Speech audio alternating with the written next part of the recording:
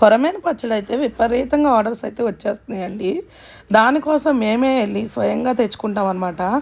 ఇంకా మనకి తెలిసిన వాళ్ళైతే ఉన్నారండి. వీళ్ళు ఓన్లీ మా ఊళ్ళోనూ గాలంతో పట్టిన చేపల్ని తీసుకొస్తారనమాట. ఎటువంటి ఫామ్ కొరమేన్లు అయితే మన పచ్చళ్ళకి యూజ్ చేయము.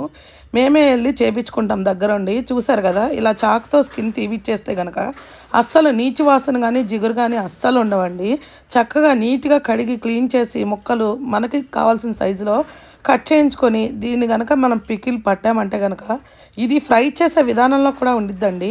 చక్కగా ఫ్రై చేసి మనం పికిల్ పడితే కనుక మనకి 3 నెలలైనా సరే అసలు స్మెల్ కానీ చెక్కు చెదరకుండా పికిల్ అయితే ఉంటుంది. మంచి టేస్టీగా అయితే వచ్చేసిద్ది అనమాట.